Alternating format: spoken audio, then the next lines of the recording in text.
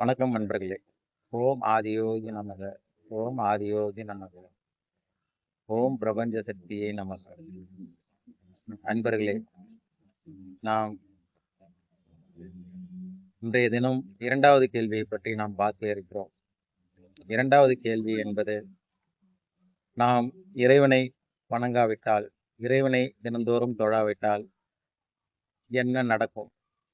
இறைவனை நாம் வணங்காவிட்டால் என்ன நடக்கும் என்பதுதான் இரண்டாவது கேள்வி. அன்பர்களே, ஒன்றை புரிந்து கொள்ளுங்கள். இறைவன் என்பவர் அவர் வேறு, நாம் வேறு இல்லை. போன பதிவுகளிலே இறைவனுக்கும் நமக்கும், இந்த பிரபஞ்சத்திற்கும் நமக்கும் என்ன தொடர்பு, நாமும் அதுவும் எவ்வாறு ஒரே நேர்கோட்டில் இருக்கிறோம் என்பதை பற்றி மூன்றாவது கேள்வியின் பதிலில் நான் கூறியிருக்கிறேன். அவ்வாறு இந்த உடலானது பஞ்ச பூதங்களால் உருவாக்கப்பட்டது என்பது நாம் தெளிவாக இருப்போம். இவ்வாறு உருவாக்கப்பட்ட இந்த பஞ்ச பூதங்களால் ஆன ஒரு பொருளானது, நம் உடலானது, இது இயங்குவதற்கு காரணமாக நவக்கிரகங்கள் என்பது உருவாக்கப்பட்டிருக்கிறது. ஒவ்வொரு பொருளும், ஒவ்வொரு உயிரும், ஒவ்வொரு ஜீவனும் ஒரு இடம் விட்டு இன்னொரு இடத்திற்கு நகர வேண்டும் என்றால் அது இயக்கம் தேவைப்படுகிறது. அந்த இயக்கத்திற்கு ஒரு காரணம் தேவைப்படுகிறது.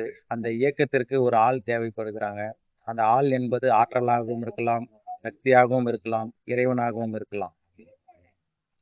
இப்போது நீங்கள் ஒன்றை புரிந்து கொள்ளுங்கள். நம் உடலானது பஞ்சபூதங்களால், நிலம், நீர், நெருப்பு, காற்று, ஆகாயம் என்று பஞ்சபூதங்களால் உருவாக்கப்பட்டது என்பதை புரிந்திருப்பீர்கள். அதே போல்தான் இந்த பஞ்சபூதங்களும், இந்த பிரபஞ்சமும் பஞ்சபூதங்களால் உருவாக்கப்பட்டது என்பது தெரிந்திருப்பீர்கள். இவ்வாறு உருவாக்கப்பட்ட இந்த பொருளானது, இந்த பிரபஞ்சமானது இயங்க வேண்டும் அல்லவா?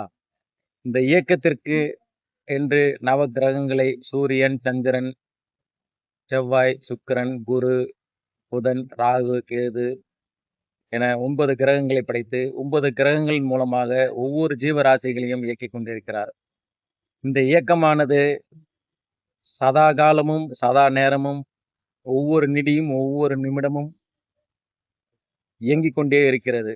இந்த இயக்கமானது, இந்த பிரபஞ்சமும், இந்த உலகமும், நவக்கிரகங்கள் ஒரு நிலையிலிருந்து இன்னொரு நிலைக்கு இயங்கிக் கொண்டே இருக்கிறது. அதன் இயக்கத்திற்கு ஏற்றாற்போல் நாமும் நம்மளுடைய உடலில் மாற்றங்கள் ஏற்பட்டு கொண்டே இருக்கும். நாமும் ஒரு இடம் விட்டு இடம் நகர்ந்து கொண்டே இருக்கிறோம். நாம் நம்முடைய இயக்கத்திற்கு காரணம் நவக்கிரகங்கள் தான் என்பதை இப்பொழுது நீங்கள் புரிந்து கொள்ளலாம். இதனுடைய உண்மைத்தன்மையை நீங்கள், நவக்கிரகங்களுக்கும் நமக்கும் உள்ள தொடர்பை நீங்கள் உணர்வுபூர்வமாகவும், நீங்கள் அன்றாடம் நடக்கும் நிகழ்வுகளின் மூலமாகவும் நீங்கள் தெளிவாக தெரிந்து கொள்ளலாம். இதற்கென்று தனியாக பெரிதாக ஆராய்ச்சி தேவையில்லை. சாதாரண அறிவு இருந்தாலே போதும், நாம் இவற்றை உணர்ந்து கொள்ளலாம். அறிவு என்பது ஏன் இங்கே குறிப்பிடுகிறேன் என்றால், ஒரு விஷயத்தை பற்றிய தெளிவும், புரிதலும், ஞானமும், இது இன்னதென்று அறிந்து கொள்வதற்கு அறிவு தேவைப்படுகிறது. எல்லா ஜீவராசிகளுக்குமே அறிவு என்பது ஒன்று உண்டு. என்ன பொருள், எது, யாருடையது, எந்த பொருள் எந்த தன்மை கொண்டது, எது நல்ல பொருள், எது கெட்ட பொருள் என்று ஒவ்வொரு பொருளின் தன்மையை பிரித்து ஆள்வதற்கும், பிரித்து அறிந்து கொள்வதற்கும், எது நன்மை பயக்கும், எது தீமை பயக்கும் என்று இந்த பிரபஞ்ச இயக்கங்களையும், பிரபஞ்ச உத்தரவுகளையும், பிரபஞ்ச பொருட்களையும் நாம் பிரித்து அறிந்து கொள்வதற்கு அறிவு தேவைப்படுகிறது. அதுபோல்தான் நம் பஞ்சபூதங்களால் ஆக்கப்பட்ட இந்த உடலானது இயக்கத்திற்கும் இந்த கிரகங்கள் காரணமாக இருக்கிறது என்பதை நாம் அறிந்து கொள்ள முடியும், அறிவால் உணர்ந்து கொள்ள முடியும். அத்தகைய அறிவை கொண்டு நாம் உணரும் போது நவக்கிரகங்களினால் இந்த உடலானது இயக்கப்படுகிறது. இந்த உடல் மட்டுமல்ல, உயிருள்ள பொருட்கள், உயிரற்ற பொருட்கள் எதுவாக இருந்தாலும் ஒரு இடத்தை விட்டு இன்னொரு இடத்திற்கு நகர வேண்டும் என்றால் அதற்கு ஒரு காரண காரியம் இருக்கிறது. ஒரு செயல் நடைபெற வேண்டுமென்றால் அந்த செயலானது இறைவனின் இயக்கத்தினால் மட்டுமே நடக்கிறது.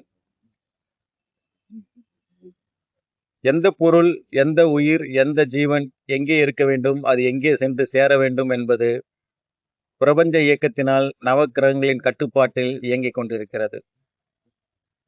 அது இயக்கத்திற்கும், அது சென்று சேர வேண்டிய எதிர்கால சந்ததியிற்கும், எதிர்கால காரணத்திற்கும் நிச்சயம் ஒரு காரணம் உண்டு.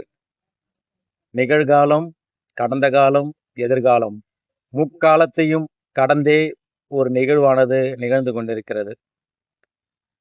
உதாரணமாக நாம் இந்த நேரம் இந்த நொடி இந்த வீடியோ பார்க்கும் பொழுது இதற்கு முன்பு இறைவனை பற்றியும் இறைவனை பற்றிய புரிதலும் ஏதோ விதத்தில் நீங்கள் அறிந்து வைத்திருப்பீர்கள். இந்த வீடியோவை பார்க்கும்போது நமக்கும் இறைவனுக்கும் உள்ள தொடர்பு பற்றி நீங்கள் தெரிந்து கொள்வீர்கள். எதிர்காலத்தில் இந்த தெளிவு இந்த அறிவை பயன்படுத்தி இறைவனை நாம் தினந்தோறும் வழிபட வேண்டும் என்ற தெளிவை நீங்கள் பெறுவீர்கள். ஆக உங்களுக்குள்ளும் உங்கள் அறிவுக்குள்ளும் உங்களுடைய சிந்தனைக்குள்ளும் ஒரு மாற்றத்தை ஏற்படுத்துகிறது அல்லவா? இந்த வீடியோ, இந்த பதிவு, இந்த பேச்சு ஒரு வார்த்தையின் மூலம் உங்களுடைய உள்ளத்திலும் உங்களுடைய சிந்தனையிலும் ஒரு மாற்றம் ஏற்படுகிறது அல்லவா? இதுதான் இயக்கம் என்பார்கள். இந்த வார்த்தைகளை நீங்கள் கேட்டு உங்கள் சிந்தனையில் ஒரு மாற்றத்தை கொண்டு வருகிறீர்கள் என்றால் அதுதான் இயக்கம்.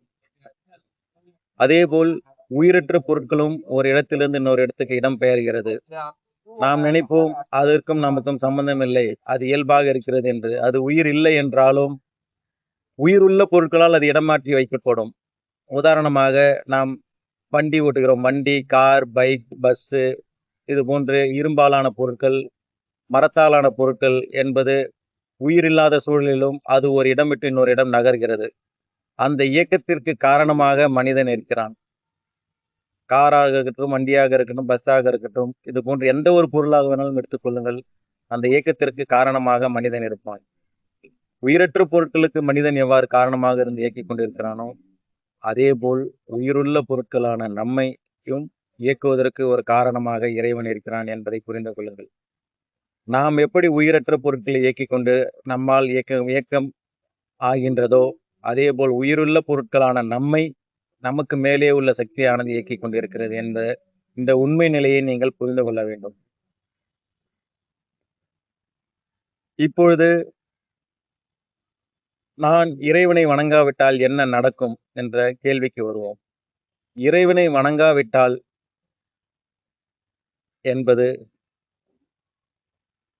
உங்கள் சிந்தனையிலே உங்கள் அறிவிலே நீங்கள் இயற்கையை பற்றியும் இந்த பிரபஞ்சத்தை பற்றியும் இந்த உலக உயிர்களை பற்றியும் உலகில் உள்ள கோடான கோடி வகையான ஜீவராசிகள் உயிர்கள் இந்த பிரபஞ்சத்திலே இருக்கிறது என்பதை பற்றியும் நீங்கள் கண்கூடாக பார்க்கலாம். ஆனால் நீங்கள் கண்ணால் பார்க்க முடியாத சில பொருட்களும் இருக்கிறது, கண்ணால் பார்க்க முடியாத உயிருள்ள ஜீவன்களும் உயிரற்ற ஜீவன்களும் இருக்கிறது, கோடான கோடி ஜீவராசிகள் கண்ணுக்கு தெரியாமலும் இருக்கிறது. அதேபோல்தான் இறைவனும் நமது கண்ணுக்கு தெரியாமல் இருக்கிறார். இவற்றை நாம் உணர வேண்டுமென்றால் நாம் கண்களை மூடி நாம் உணரும் போது உணரலாம். உதாரணமாக பஞ்சபூதங்களிலே நிலத்தை நாம் கண்களால் காண முடியும், நீரை நாம் கண்களால் காண முடியும், நெருப்பையும் நாம் கண்களால் காண முடியும், அனுபவிக்க முடியும். ஆனால் காற்றையோ ஆகாயத்தையோ நாம் கண்களால் காண இயலாது. அதை உணர்வுபூர்வமாக உணர முடியும். காற்றையாவது அங்கங்கு சிலது உணர்வுபூர்வமாகவும் தெளிவாகவும் நாம் காண முடியும். ஆகாயத்தை நீங்கள் உணர்வாக மட்டுமே உங்களால் காண இயலும், கண்களால் காண இயலாது. அப்ப அந்த ஆகாயத்தின் வழியாக ஆகாயத்தையும் பஞ்சபூதங்களையும் ஆகாயத்தின் வழியாக அமானுஷ்ய சக்திகளாக இருந்து கண்ணுக்கு தெரியாமல் இயக்கிக் கொண்டிருப்பவர் தான் இறைவன். இந்த இறைவனை நாம் வழிபடும் போது நமக்கு நம் எதிர்கால வாழ்க்கையும் நம்மளுடைய எண்ணங்களும் சிந்தனைகளும் நல்வழி பாதையில் பயணம் ஏற்படும் என்பதை நீங்கள் புரிந்து கொள்ள வேண்டும். ஏனென்று சொன்னால் எல்லா ஜீவராசிகளும் பேசுவதில்லை, எல்லா ஜீவராசிகளும் இன்னொரு உயிர்களோடு பார்த்தா வாய்மொழியாக கலந்துரையாடுவதில்லை. அவர்களுக்கு பேச்சுத்திறன் கிடையாது. ஆனால் மனிதன் மட்டுமே இத்தகைய பேச்சுத்திறனையும் பேசும் ஆற்றல் படைத்தவன். அவ்வாறு இருக்க இறைவனை மற்ற ஜீவராசிகள் அனைத்தும் இறைவனை ஏதோ ஒரு விதத்தில் வழிபட்டு கொண்டுதான் இருக்கிறது. மனிதன் மட்டுமே உள்ளத்தால் இறைவனை வணங்குகிறான், வாய் வார்த்தையாக வணங்க மறுக்கிறான் என்பதை வாய் வார்த்தையாக கூறுகிறானே தவிர உள்ளத்தால் அனைவரும் இறைவனோடு இணைந்திருக்கிறார்கள். இதுவும் நான் ஏற்கனவே பதிவுகளில் கூறியிருக்கிறேன். இறைவனை வணங்காதவர்கள் கூட, இறைவனை விமர்சிப்பவர்கள் கூட அவர்களும் உள்ளத்தால் அவர்கள் இறைவனோடு வணங்குகிறார்கள், இறைவனோடு அவர்கள் தொடர்பில் இருக்கிறார்கள் என்பதை நான் ஏற்கனவே தெளிவுபடுத்தியிருக்கிறேன். அதனால்தான் அவர்கள் நன்றாக இருக்கிறார்கள் என்ற உன்னத நிலையை நீங்கள் புரிந்து கொள்ள வேண்டும். இறைவனை வணங்காதவர்களும் நன்றாக இருக்கிறார்கள் எனும்போது, இறைவனை வணங்குவர்கள் எவ்வளவு நன்றாக இருப்பார்கள் என்ற உன்னத நிலையை நீங்கள் புரிந்து கொள்ள வேண்டும். தினந்தோறும் நாம் இறைவனை வழிபடும் போது, நம் சிந்தனைகளை நாம் வழிபடும் போது, இறைவனானவர் இந்த பிரபஞ்ச சக்தியானது நமக்கு தேவையானவற்றை நாம் கேட்பதற்கு முன்னதாகவே நமக்கு அவர்கள் எந்த விதமான தங்கு தடையின்றி நமக்கு வழங்குவார்கள். அதனால்தான் கூறுகிறேன், இறைவனை விட்டு நீங்கள் விலகி செல்லும் போது உங்களுக்கு வரவேண்டிய வாய்ப்புகளும் விலகி தூரமாக சென்று கொண்டே இருக்கும். இறைவனை நெருங்கி வரும்போது, ஏன்னா கொடுப்பவர் இறைவன் தான், இறைவன் அருளினால் தான் நமக்கு கிடைக்கிறது. இறைவனை நாம் நெருங்கி செல்லும் போது நமக்கு தேவையான பொருளும், நமக்கு என்ன வேண்டுமோ நம்மளுடைய தேவைகள் அனைத்தும் இறைவனை நெருங்கி செல்லும் போது, இறைவனுக்கு அருகிலே செல்லும் போது அவர் கொடுக்கின்ற பொருட்கள் நமக்கு உடனடியாக கிடைக்கும். அத்தகைய பலனை நாம் உடனடியாக அனுபவிக்க இயலும். இறைவனை விட்டு வணங்காமல் வெகு தூரம் தொலைவில் சென்று கொண்டிருக்கும் போது அத்தகைய இறைவனுடைய பலன்களும் நமக்கு கிடைக்காமல் வெகு தூரம் நீண்டு கொண்டே செல்லும். இதனால் நமக்கு கிடைக்க வேண்டிய நற்பலன்களும் நல்ல செயல்களும் கிடைக்காமல் தூரமாக விலகி செல்லும் என்பதை நீங்கள் புரிந்து கொள்ள வேண்டும். இதையும் நீங்கள் உணர்வுபூர்வமாக உணர்ந்து கொள்ளும் போது உங்களுக்கு தெரியும். இறைவனை நாம் நாடி செல்லும் போது இறைவனும் நாமும் ஒன்றாகி மிக நெருக்கத்திலே சென்று விடுவோம். அதனால் இறைவனும் நமக்கு தேவையானவற்றை வழங்கி கொண்டிருக்கிறது. அத்தகைய இறைவன் கொடுப்பதை உடனடியாக நாம் பெற்று வாழ்க்கையில் நல்ல சுகமான வாழ்வை நாம் பெற இயலும். இறைவனை விட்டு நீங்கள் விலகி செல்லும் போது எவ்வளவு தூரம் விலகி செல்கிறீர்களோ இறைவன் கொடுக்கும் அனுக்கிரகமும் ஆசீர்வாதமும் இறைவன் கொடுக்க நினைப்பது எதுவாக இருந்தாலும் உங்களிடம் வந்து சேர்வதற்கு நீண்ட காலமாகும். அவ்வளவுதான்.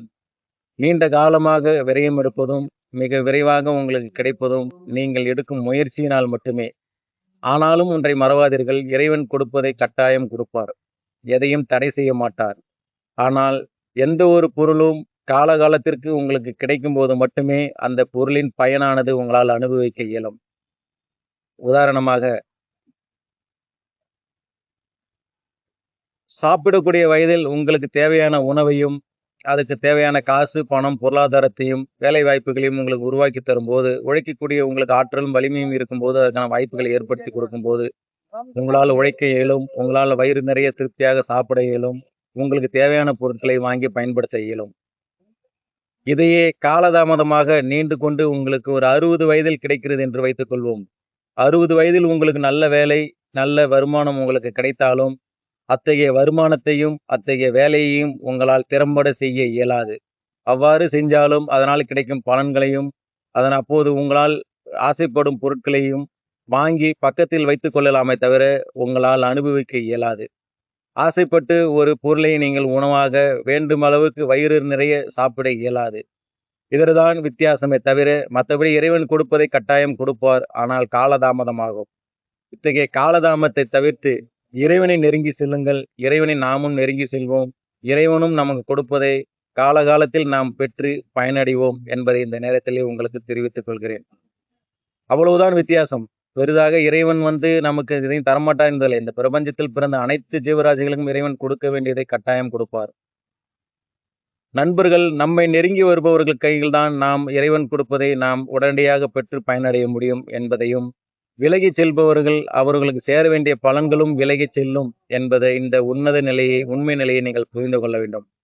ஆகவே அன்பர்களே, நாம் இறைவனை நெருங்கி தினந்தோறும் வழிபடும் போது நிச்சயம் நமக்கு தேவையானவற்றையும் நம் வாழ்வின் மாற்றங்களையும் நம்மிடம் இருக்கும் பல பிரச்சனைகளையும் விரைவாக அந்த பிரச்சனைகளுக்கு தீர்வு கிடைக்கும். விரைவாக நம் பிரச்சனைகளுக்கு தீர்வு கிடைத்து நாம் சுகமான ஒரு நல்ல ஒரு வாழ்க்கையையும் ஆன்மீகம் கலந்த இறைவனோடு நாம் இணைந்து வாழ்வதற்குண்டான ஒரு வாய்ப்பும் சந்தர்ப்பமும் இறைவன் ஏற்படுத்தி கொடுப்பார். நம்பிக்கையுடனும் உணர்வுபூர்வமாகவும் இதை அனுபவித்து உணருங்கள் என்பதை இந்த நேரத்திலே நான் தெரிவித்துக் கொள்கிறேன். இறைவனை விட்டு விலகி செல்வதனால் உங்களுக்கு கிடைக்கக்கூடிய வாய்ப்புகளும் இறைவனால் கிடைக்கக்கூடிய பண்புகளும் பலன்களும் விலகி செல்லும் என்ற உண்மையை மட்டும் நீங்கள் புரிந்து கொள்ளுங்கள்.